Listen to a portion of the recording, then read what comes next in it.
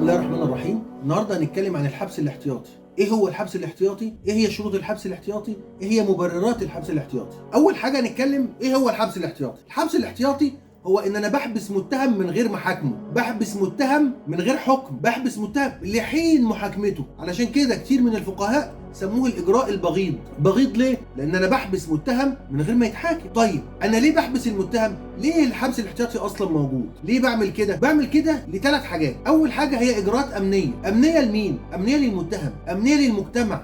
امان للمتهم لان ممكن اهل المجني عليه ينتقموا من المتهم دوت، وممكن يكون هو اصلا بريء لمجرد ان الشبهات حامت حواليه. امان للمجتمع لان ممكن المتهم نفسه يكون مجرم وانا بنقذ المجتمع منه، لان ممكن يكرر جرايمه فلازم اسيطر عليه. تاني حاجه انا بحبسه علشان اضمن تنفيذ العقوبه او تنفيذ الحكم اللي هيصدر عليه. تالت حاجه انا بحبس المتهم احتياطي علشان يكون تحت يد سلطات التحقيق، تحت ايد النيابه او تحت ايد قاضي التحقيق. لما يعوزوه يلاقوه، عايزين يسالوه في اي سؤال، عايزين يواجهوه بغيره من المتهمين، عايزين يواجهوه باي حد من الشهود، عايزين يوجهوا له اي سؤال في اي وقت، يكون تحت ايديهم. طيب ايه هي شروط الحبس الاحتياطي؟ اول شرط من شروط الحبس الاحتياطي ان يكون المتهم متهم بجنايه او جنحه معاقب عليها بسنه على الاقل. ما ينفعش اقل من كده. ما ينفعش متهم بجنحه عقوبتها 6 شهور واحبسه احتياطي. ما ينفعش يكون متهم بمخالفه واحبسه. مفيش الكلام ده. طيب تاني شرط يكون المتهم اكتر من 15 سنه. ما ينفعش احبس طفل اقل من 15 سنه احتياطي، الكلام ده مش موجود. اقصى حاجه ممكن تعملها النيابه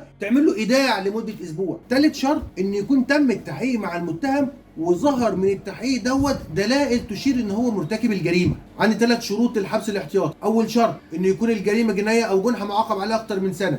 ثاني شرط ان المتهم يكون اكتر من 15 سنه. ثالث شرط انه يكون اتحقق مع المتهم وثبت من التحقيق ان في دلائل تشير ان هو مرتكب الجريمه. احنا كده اتكلمنا عن الشروط، نتكلم بقى عن المبررات اللي بتبرر للنيابه انها تصدر امر بالحبس الاحتياطي، او بتبرر للمحكمه انها تدي استمرار حبس المتهم او مد فتره الحبس الاحتياطي للمتهم. ايه هي المبررات ديت؟ اول مبرر عندي للحبس الاحتياطي هو ان الجريمه في حاله تلبس ولازم تنفيذ الحكم فور صدوره. يعني ايه؟ يعني مش كل التلبسات، لازم يكون تلبس وفي نفس الوقت يجب تنفيذ الحكم فور صدوره. امتى بنفذ الحكم فور صدوره؟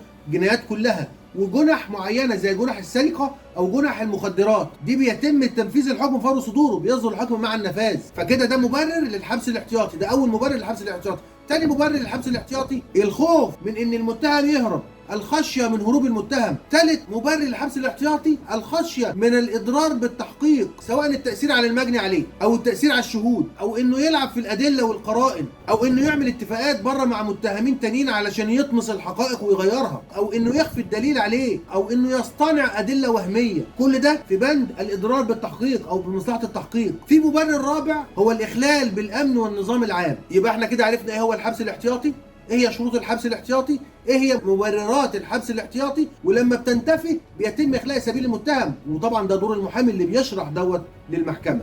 ويا رب اكون فدتكم، والسلام عليكم ورحمه الله وبركاته.